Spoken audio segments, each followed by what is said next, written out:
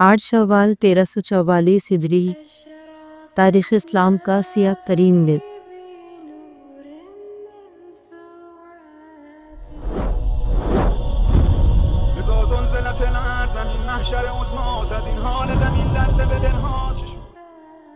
आऊज़ु बिल्लाहि मिनश शैतानिर रजीम बिस्मिल्लाहिर रहमानिर रहीम। रब्बि इश्रह ली सदरी व यस्सिर ली अमरी वहलुल उक़दतम मिन लिसानी यफ़क़हू क़ौली। अल्लाहुम्मा सल्लि अला मुहम्मद व आलि मुहम्मद व अज्जिल फ़रजहुम। खुदावंद आलम की बारगाह में दुआ गो हूँ और उम्मीद करती हूँ कि आप सब खैरियत से होंगे। आज जिस अहम तरीन मौजू पर हम गुफ्तगू करेंगे, यकीनन इसके लिए अगर मैं ये कहूँ तो गलत नहीं होगा कि ये दिन तारीख़ इस्लाम में रोज़े आशूरा से कुछ कम नहीं है। यकीनन जो लोग रसूल से मोहब्बत करते हैं, जो रसूल के उम्मती हैं, उनके लिए ये दिन बहुत गम का दिन है, बहुत अफसोस का दिन है। और मैं आप सबसे ये गुजारिश करती हूँ कि इस वीडियो में जो पैगाम दिया गया है उसे आप अपने तक महदूद नहीं रखेंगे, बल्कि सवाब जारिया समझते हुए और मोहब्बत रसूल में इस पैगाम को जितना हो सके आम कीजिए और इस वीडियो को शेयर कीजिएगा, ताकि आपके ज़रिए दूसरों को पता चल सके इस दिन को इतना अहम दिन क्यों कहा गया है। जब सल्तनत उस्मानिया ने खात्मा करके नजद और हिजाज पर वहाबियों ने अपनी हुकूमत कायम की, तो जानते हैं कि उन्होंने सबसे पहला काम क्या किया। उन्होंने वहाँ ये नहीं किया कि इंसानों को उनके हुकूक की आज़ादी दी थी, बल्कि उन्होंने क्या किया, उन्होंने वहाँ पर रहने वालों, जितने वहाँ के रहने वाले थे, उन तमाम लोगों पर ज़बरदस्ती अपने अकायद को मुसल्लत किया। ज़बरदस्ती अपने अकायद को, अपनी सोच को, अपनी फ़िक्र को और अपने मज़हब को आमतुन नास पर डंडे के ज़ोर पर, तलवार की नोक पर मुसल्लत कर दिया। और सबसे पहला काम जो उन लोगों ने किया वो क्या किया कि जन्नतुल बक़ी में मौजूद रसूलुल्लाह सल्लल्लाहु अलैहि वसल्लम की दुख्तर मुबारक की कब्र मुबारक, अहले बैत अलैहिमुस्सलाम, अज़वाज रसूल और सहाबाए कराम की कब्रों को मिस्मार किया गया, बुलडोज़र चलाया गया।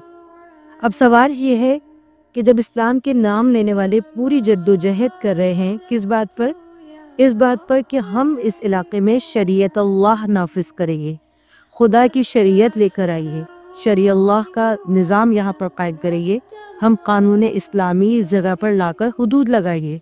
लेकिन जब इन लोगों को गलबा हासिल होता है तो ये सबसे पहला काम क्या करते हैं, ये सबसे पहला काम क्या करते हैं कि ये इंसानी हुकूक वहाँ पर नहीं देते, बल्कि ये काम ये करते हैं कि मुखालिफ फ़िरक़े के अकायद को साइड पर करने की कोशिश करते हैं। और दूसरा काम ये करते हैं कि कब्रों को मिस्मार किया जाता है, ये कहकर कि ये शिर्क के अड्डे हैं, ये कहकर कि बिदअत की जगह है। और वो आयात जो कुरान में मुशरिकीन के बारे में नाज़िल हुई, मुशरिकों को जिन आयात में जिनकी मजम्मत की गई है, जिन आयात में मुशरिकीन की उनकी पहचान करवाई गई है कि मुशरिक कौन है, और वो बुत जिन्हें कि वो अपने हाथों से तराशते हैं, फिर उनको पूजते हैं, उनकी पूजा करते हैं। तो इन बुतों की मजम्मत में जो आयात नाज़िल हुई थी, उन आयात को वो कब्रों पर चस्पा करते थे, अंबिया के कब्रों पर, अहले बैत अलैहिमुस्सलाम की कब्रों पर इन आयात को चस्पा करते थे। और जब उन्हें इक़्तिदार मिलता तो ये लोग कहते कि ये तो ऐसे है कि जैसे बुतों की जगह यानी कोई मंदिर, और इनको गिरा ही देना चाहिए, ये ऐसे ही ज़रूरी है कि जैसे बुतों को गिराया जाता है, नाउज़ु बिल्लाह। और जब तक इन कुबूर को गिराएंगे नहीं, ज़मीन के साथ बराबर नहीं करेंगे, तब तक शरीयत अल्लाह का निफाज हो ही नहीं सकता, और तब तक मुसलमानों की इस्लाह हो ही नहीं सकती। और ऐसे लोग मुजद्दिदीन कहलाए।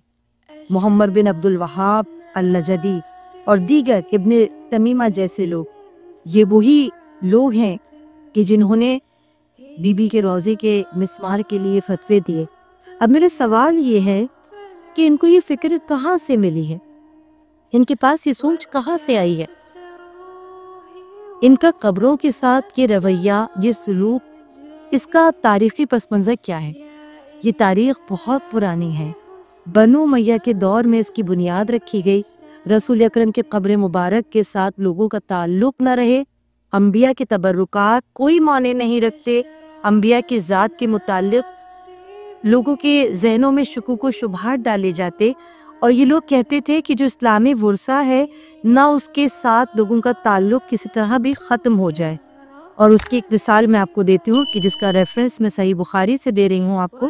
صحیح بخاری میں ہمیں ایک روایت ملتی ہے کہ بہت ہی جلیل القدر صحابی رسول حضرت ابو ایوب انصاری کہ جو رسول اللہ کے میزبان بھی تھے، کہتے ہیں کہ ایک روز حضرت ابو ایوب انصاری رسول اللہ کی قبر مبارک پر سر کو تعظیماً جھکا کر بیٹھے ہوئے تھے کہ مروان آیا اور مروان نے آپ کو گدی سے پکڑ کر اٹھایا اور کہا کہ یہ تم کیا کر رہے ہو؟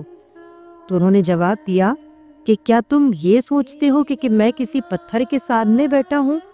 اگر تمہاری سوچ یہ ہے تو تم سمجھ جاؤ اور آگاہ ہو جاؤ کہ یہ میرا رسول ہے، میں اپنے نبی کے پاس آیا ہوں، میں اپنے حضور کی خدمت میں آیا ہوں. ابو ایوب کے اس جواب سے پتہ چلتا ہے کہ امویوں کے اندر ایک وحشت نظر آتی ہے قبروں کے ساتھ، اور انبیاء کے تمام مبارک مقدس مقامات کے ساتھ ان کے اندر ایک وحشت نظر آتی ہے. اموی زمانے میں جو نظریات وضع کیے گئے ہیں وہ آگے چلتے گئے اور اس کا تسلسل پھر خارجیت اور تکفیریت سے جا کر ملتا ہے. عبداللہ ابن عمر نے صحیح بخاری میں ایسے فکر کے لوگوں کے بارے میں لکھا ہے کہ یہ لوگ شرار الخلق ہیں، یعنی مخلوق میں سب سے بدترین اور برے لوگ ہیں. یہ خوارج کے لوگ جو قرآن مجید کی ان آیات کو جو مشرکوں کے بارے میں نازل ہوئیں انہیں یہ مسلمانوں کے لیے چسپاں کرتے ہیں. وہابی فکر میں توحید کا سب سے غلط نظریہ ہے. یہ لوگ انبیاء علیہ السلام کی کوئی تعظیم نہیں کرتے. ان کی نزدیک کی فکر ہے کہ انبیاء تو مر کر مٹی میں مل گئے اور ان کی تو اب کوئی حیثیت ہی نہیں ہے، یہ کوئی نفع بھی نہیں دے سکتے.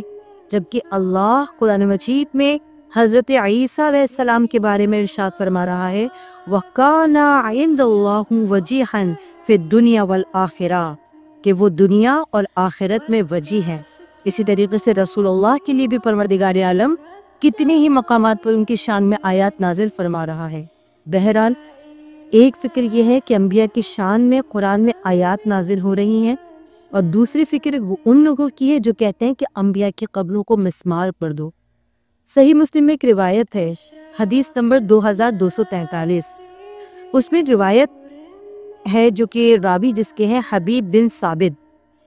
حبیب بن ثابت سے روایت ہے، وہ کہتے ہیں کہ ہمیں امام علی علیہ السلام نے فرمایا کہ کیا میں تمہیں اس طرح سے ایک مہم کی جانب نہ بھیجوں کہ جیسا رسول نے مجھے روانہ کیا، کہ تم کسی بت کو نہ دیکھو مگر یہ کہ اسے مٹا دو، اور تم کسی قبر کو نہ دیکھو مگر یہ کہ اسے زمین کے ساتھ برابر کر دو. اب یہ روایت کس کی ہے؟ صحیح مسلم کی.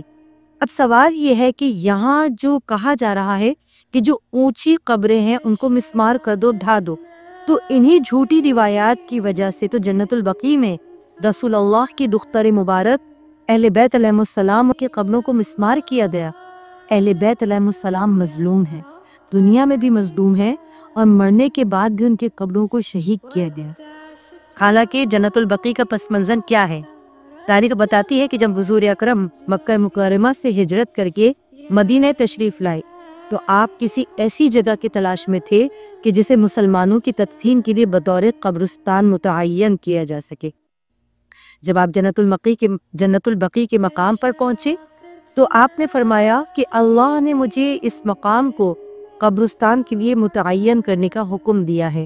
یہی وہ بہترین مقام تھا کہ جس کے لیے اللہ کے نبی نے ارشاد فرمایا کہ جنت البقیع وہ مقام ہے کہ یہاں مدفون جب بروز حشر بیدار ہوں گے تو ان کے چہرے نورانی ہوں گے.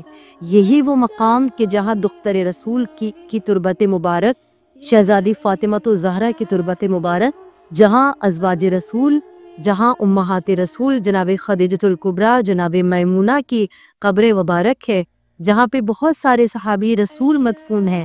لیکن آل سعود نے اس مقدس مقام کے ساتھ کیا سلوک کیا؟ تاریخ گواہ ہے کہ یہ سیاہ ترین دن اسلام کبھی بھول نہیں سکتا کہ جب تمام مخدرات کے وہ بیویاں، وہ شہزادی کی جن کے لیے قرآن میں آیت تطہیر نازل ہوئی، جن کی طہارت کے بارے میں قرآن نے حکم دیا، اور اس بیوی کی قبر کو اس طریقے سے مسمار کیا گیا، بلڈوزر چلائے گئے. یقیناً رسول کے چاہنے والے، رسول کے ماننے والے رسول سے محبت کرنے والے اس اقدام کے اوپر یقیناً بہت افسردہ ہوں گے۔ بس میں آپ سب سے گزارش کرتی ہوں کہ جو رسول اللہ سے محبت کرتے ہیں وہ اس ویڈیو کو زیادہ سے زیادہ شیئر کریں تاکہ دنیا کے سامنے حق آئے، دنیا کو پتہ چلے کہ حق کیا ہے، حق کو کس طرح چھپایا جا رہا ہے، اور کس طرح ہمارے تمام وہ مقامات کہ جن کے لیے رسول اللہ نے اتنے بہترین الفاظ میں یاد کیا ہے ان کی بے حرمتی کی جا رہی ہے۔ پروردگار ہمارے تمام مقامات مقدسہ کی حفاظت فرمائے اور جلد سے جلد جنت البقیع شہزادی سیدہ کونین کے روضے کی تعمیر کے لیے امداد غیبی نازل فرمائے۔ الہی آمین یا رب العالمین۔ والسلام علیکم ورحمۃ اللہ۔